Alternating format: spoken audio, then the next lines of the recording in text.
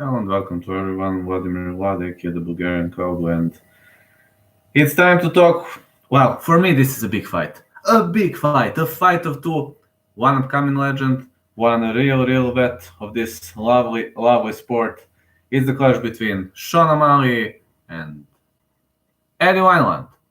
Actually, Sean O'Malley, the most famous fighter from Montana, very famous for some, well, he's famous for outstanding octagon performance, but he's also famous for some USADA stuff and so on. But never mind, let's ignore it. Let's just talk about his perfect career with a score of 11-0, 7 knockout wins, 1 submission win, 3 via decision. And that's a funny thing because Sean O'Malley comes from BJJ background and he turned into a little striker.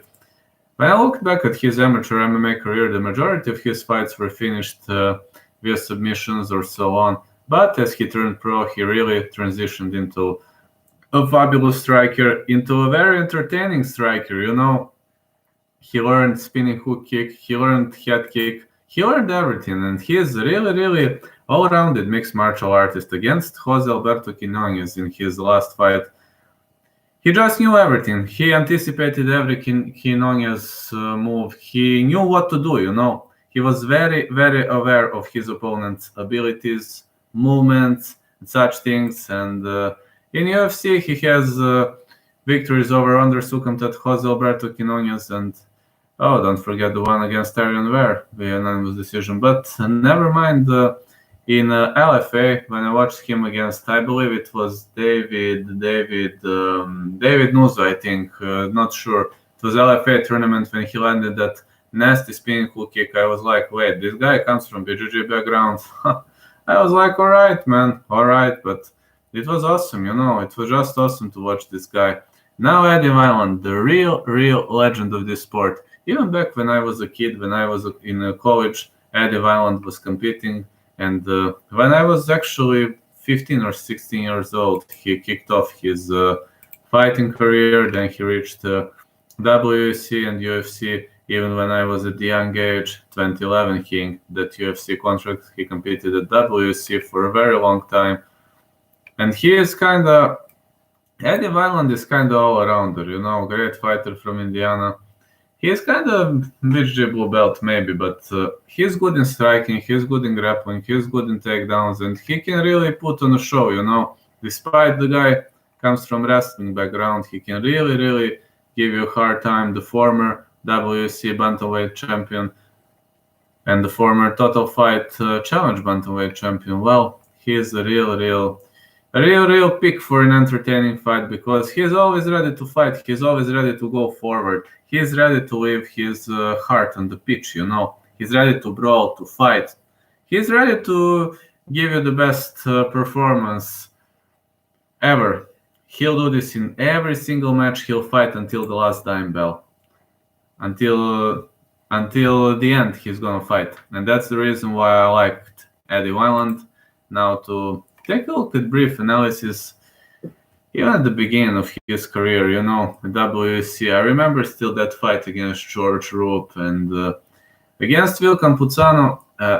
That's the fact that made me love this guy, because that nasty body punch, until then, I didn't know that body punch can end the match so easily, I was seeing it at Taekwondo and such martial arts, but not in the UFC. Also against Ken Stone, that slam was nasty. It was kind of a great way to go, It was really kind of a great way to go and a great way to follow.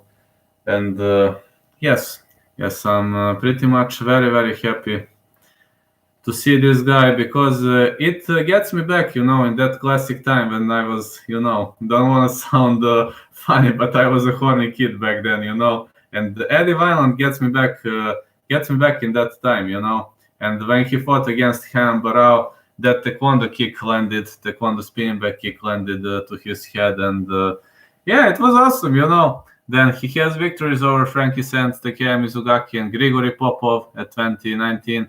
He was losing to big names like Alejandro Perez, John Dodson, Jose Benavidez, Uriah Faber, but actually very interesting fighter to watch. I enjoy your channel. Keep up the good work. Look forward. Thank you. Thank you, TD2011. Thank you, sir.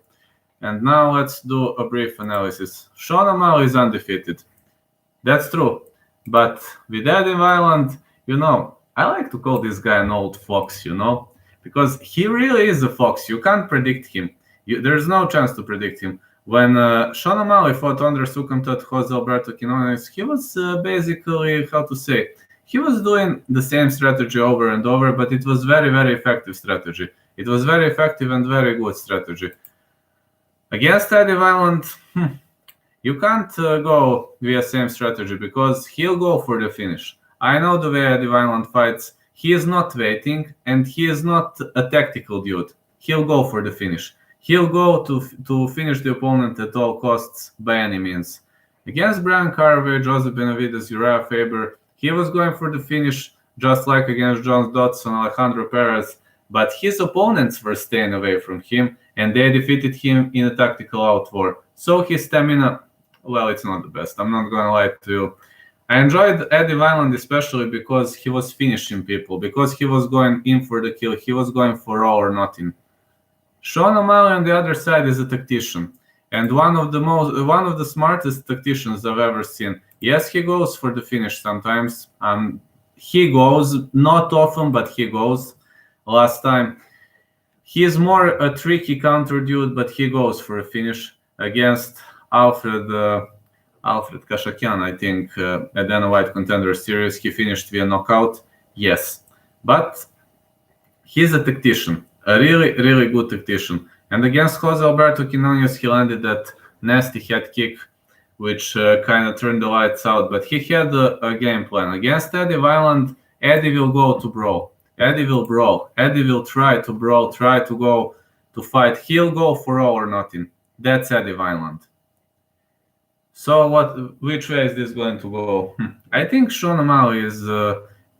I believe he's at his prime. I believe he can progress a bit more. I believe he can, but right now I believe he's at his prime at the age of 25. He had some, USADA affairs and so on, but that's not important. Let's just discuss his fighting performance. In the stand-up, Sean O'Malley is good, Eddie Wineland is good. On the ground, I'm worried about Eddie Wineland, to be honest, because his submission skills are not the greatest you can see. All right, he has fair submission skills, but these are not the best submission skills you're going to see. Sean O'Malley is an awesome submission guy, but here's the point. Eddie Wineland will probably shoot him, will go to the ground, will try to punch, and if you brawl Sean O'Malley, that's maybe not the smartest thing you can do. Sean O'Malley likes guys who attack him because he is a tactician master. I'd give 60% here to Sean O'Malley, and I would root for him. But to be honest, Eddie Wineland gets me back at that old age when I was a horny kid watching for this lovely, lovely sport and one of the best sports in the planet. It was much unknown back then in my country when Eddie Wineland fought for the first time in the UFC, but I enjoyed it. And looking back from the bottom of my heart, I'd like Eddie Wineland to win this fight. But right now, I think Sean O'Malley is in a better shape, and I'd give 60% to Sean O'Malley to win this fight. I mean, anything can happen, but I just think he is currently better at all aspects of the game. But, Eddie Wineland is an offensive dude, and he'll put on a show. He might even pull out a surprise. I don't know, but I'd root for Sean O'Malley here. Thank you.